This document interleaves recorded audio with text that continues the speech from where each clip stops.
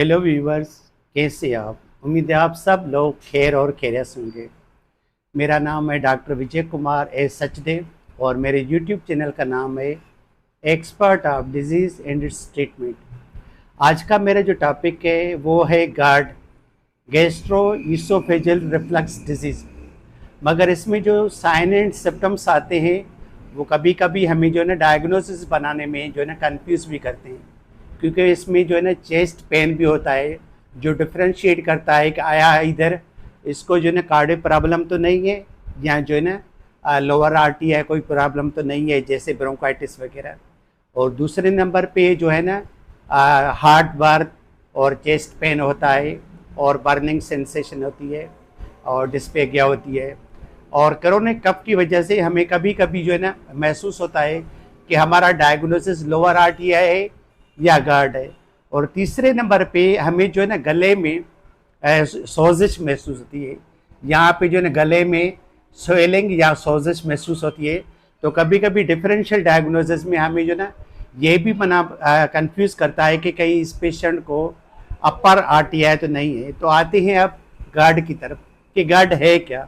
Gastro oesophageal reflux disease ये कैसे होती है? ये इस वजह से होती है कि जब लोअर ईसोफेजियल इंस्फिंक्टर वो या तो वीक हो जाए या मेल फंक्शन हो जाए और वो प्रॉपर तरीके से जो है ना अपना टोन खो दे और हाइड्रोक्लोरिक एसिड जो हमारे स्टमक में बनती है वो comes back to lower end of oesophagus की तरफ मूव करे और जो है ना म्यूकस मेम्ब्रेन ऑफ ईसोफेगस उसको डैमेज करे या इरिटेट करे और उसकी वजह से जो साइन एंड सिम्टम्स पैदा हो जाए उसको हम जो है ना गार्ड कहते हैं। गैस्ट्रो ईसोफेजियल रिफ्लक्स डिजीज यानी कि गैस्ट्रो का मतलब है स्टमक और रिफ्लक्स का मतलब है कि हाइड्रोक्लोरिक एसिड जो स्टमक में बनती है वो ईसोफेगस की तरफ मूव करे, पीछे आ जाए। और reflux disease due to decrease tone या मेल फंक्शन ऑफ टोन या weakness of tone of lower oesophageal sphincter, ठीक है। तो उसकी वजह से अगर ये हफ्ते में 2 मरतबा आपको इसके साइन एंड सिम्टम्स मिले तो आप इसको डायग्नोसिस करेंगे एज अ गार्ड। गार्ड के जो काजेज है दूसरे भी है, मगर सबसे पहला जो काज है वो है weakening and malfunction of lower oesophageal sphincter. उसके बाद अदर काजेज में जो आते हैं उसमें आ जाती है ओबेसिटी और प्रेगनेंसी और उसके बाद स्मोकिंग, उसके बाद हाइटल हर्निया, उसके बाद अगर आप जो है ना हेवी मील खाएंगे यानी कि ज़्यादा खाने की वजह से भी गार्ड हो जाती है, या जो है ना रोटी खाने के फ़ौरन बाद अगर आप सो जाएंगे तो उसमें भी आपको गार्ड के साइन एंड सिम्टम्स मिलेंगे। गार्ड जो होती है वो ड्रग्स की वजह से भी होती है। गार्ड की वजह ड्रग्स कौन कौन सी है वो मैं आपको बता देता हूँ। ड्रग्स में non steroid anti inflammatory drugs और जो है ना calcium channel blocker drugs, anti cholinergic drugs और एंटी एस्थमेटिक ड्रग। और फास्ट फूड में जो आता है उसमें आ जाता है हमारा स्पाइसी फूड्स और जो है चॉकलेट आ जाती है, कॉफ़ी आ जाती है, टी आ जाती है, या जो है ना सिट्रस फ्रूट जूसेस वो आ जाते हैं और उसके बाद जो आ जाती है टोमेटो आ जाते हैं, उसकी वजह से भी गार्ड होती है। अच्छा, अब हम आ जाते हैं कि इसके साइन एंड सिम्टम्स क्या हैं। साइन एंड सिम्टम्स में हमें जो मिलेंगे वो मिलेंगे heartburn, chest pain, dysphagia और sense of heaviness in throat, यानी कि गले में ऐसा महसूस होगा जैसे यहाँ पे आपको सोजिश है। उसके बाद आपको मिलेगी chronic cough, sore throat, bad smell from mouth और उसके बाद जो है ना थ्रोट इरिटेशन और जो है ना नाजिया, वॉमिटिंग और हार्सनेस ऑफ वॉइस।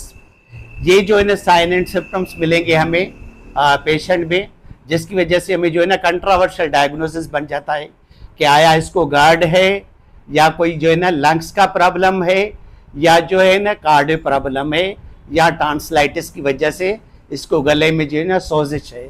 उसके बाद हम आ जाते हैं ट्रीटमेंट की तरफ। ट्रीटमेंट में आपने जो है ना 2 ऑप्शन आपके पास मिलते हैं। एक तो आपने ये करना है कि पेशेंट का जो है ना लाइफ स्टाइल वो चेंज करना है और डाइटरी स्टाइल वो भी चेंज करना है।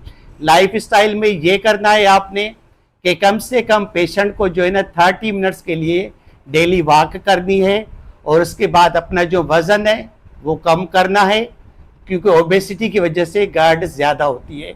और उसके बाद जो है ना खाना जो है ना थोड़ा खाना है, मगर आप चाहें तो 5 से 6 मरतबा खा सकते हैं, मगर थोड़ा कम खाएं, ज़्यादा फुल यानी कि पेट भर के खाना मत खाएं। और उसके बाद जो है ना खाना खाने के बाद फ़ौरन आपने सोना नहीं है, कम से कम 2 या 3 घंटे के बाद आपने जो है ना स्लीप करना है। और जब भी आप स्लीप करें तो तकिया थोड़ा ऊपर करें और सर जो है ना थोड़ा ऊपर करके सोएं, और जो एब्डामिन हो वो नीचे हो, ताकि आप थोड़ा ऊपर करके ऐसे सोएं। तो ये हो गया हमारा लाइफ स्टाइल जो है ना चेंज करना है, और डाइटरी हैबिट्स वो भी चेंज करनी है। उसके साथ आपने जो है ना स्पाइसी फास्ट फूड और फैटी एसिड फूड वो आपने बंद करने हैं, यानी कि जो भी गर्म खाने हैं वो आपने नहीं खाने हैं। उसमें चॉकलेट भी आ गया, कॉफ़ी भी आ गई, और जो है ना टी भी आ गई, और जो गर्म जो है खाने हैं वो भी आ गए, स्पाइसी फूड्स है वो भी आ गए, और जो है ना अल्कोहल वो भी आ गई, स्मोकिंग वो भी बंद करनी है। तो ये चीज़ जो है ना आपने ज़रूर करनी है। उसके बाद हम आ जाते हैं ट्रीटमेंट की तरफ। ट्रीटमेंट में हमारे पास 4 ऑप्शन होते हैं, आप उसमें से कोई भी ऑप्शन जो है ना चारों भी कर सकते हो, या उसमें से 2 या 3 भी कर सकते हो, मगर मैं आपको चारों बताऊंगा। अगर आप चारों एक साथ करते हो फिर भी कोई मजाका नहीं है, आप कर सकते हो, और जो आपकी मर्जी है। तो पहले बताता हूं मैं आपको प्रोकाइनेटिक ड्रग्स। प्रोकाइनेटिक ड्रग्स का मतलब ये होता है कि वो जो है वो हमारी लोअर ईसोफेजियल स्फिंक्टर उसका जो है ना टोन वो बढ़ाती है, और जो है हमारा जो पाइलोरिक स्फिंक्टर है उसको रिलैक्स करती है। दूसरे नंबर पे स्टमक की मोटिलिटी वो बढ़ाती है, और तीसरे नंबर पे हाइड्रोक्लोरिक एसिड की सीक्रेशन जो गो बैक होती है ईसोफेगस की तरफ उसको प्रिवेंट करती है, और जीआईटी मोटिलिटी को वो कंट्रोल करती है, और सेंट्रल नर्वस सिस्टम और इंटेरिक नर्वस सिस्टम में जो डिसा कोऑर्डिनेशन हो गई है उसको कोऑर्डिनेट करते हैं, ताकि खाना खाने के बाद आपका जो है ना जो जीआईटी सिस्टम है वो मना सेंट्रल नर्वस सिस्टम और इंटेरिक नर्वस सिस्टम आपस में मैच करे, ताकि आपका जो है ना खाना सही तरीके से आगे चले और हजम हो, और हमारे जो एंजाइम्स हैं जो डाइजेशन में हेल्प करते हैं वो भी प्रॉपर तरीके से सीक्रेट हो, और जीआईटी मोटिलिटी वो भी सही तरीके से मूव करे, और जो स्फिंक्टर टोन है लोअर ईसोफेजियल स्फिंक्टर का और पाइलोरिक स्फिंक्टर का वो भी प्रॉपर तरीके से काम करे।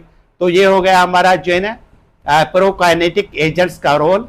उसके बाद आप चाहें तो एंटासिड से दे सकते हैं।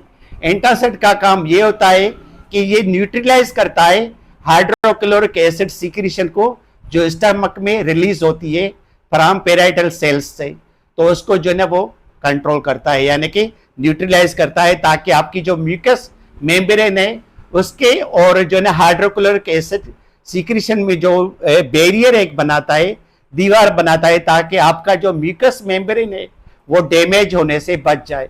और तीसरे नंबर पे आती है H2 रिसेप्टर अंटागोनिस्ट, वो आपको जो है ना हाइड्रोक्लोरिक एसिड सीक्रेशन उसमें जो है ना आपको फायदा देगी। और चौथे नंबर पे आती है प्रोटॉन पंप इनहिबिटर्स, वो आपको जो है ना हाइड्रोक्लोरिक एसिड की सीक्रेशन को कम करेगी, ताकि आपके जो ना sign and symptoms due to hyperacidity की वजह से होते हैं वो कम हो जाएं और आपको रिलीफ मिल जाए। अच्छा, ये मज़े की बात मैं बताऊं कि GERD जो है मैंने आपको सब कुछ बता दिया, उसके जो है काजेज भी बता दिए, उसके साइन एंड सिम्टम्स भी बता दिए, उसकी मैंने ट्रीटमेंट भी बता दिए, मगर मैं आपको बता दूं कि अगर खुदा न खास्ता उसके बावजूद भी आपको पेशेंट को अगर जो है ना रिलीफ नहीं मिल रहा, तो उसके लिए आप जो है ना फर्दर जो है ना इन्वेस्टिगेशन की तरफ भी जा सकते हैं, जैसे जो है ना अपर जीआईटी एंडोस्कोपी आप उसकी तरफ भी मूव कर सकते हैं। अगर आप चाहें तो एच पाइलोरी जो है ना स्पेसिफिक एंटीजन फ्रॉम स्टूल वो भी आप करवा सकते हैं, और यूरिया ब्रीथ टेस्ट है वो भी करवा सकते हैं, ये डिपेंड करता है कि अगर आपको जो मैंने ट्रीटमेंट बताई है अगर वो फायदा नहीं देती तो आप जो है ना फर्दर पेशेंट को इन्वेस्टिगेट कर सकते हैं। Otherwise there is no need of any investigation in GERD।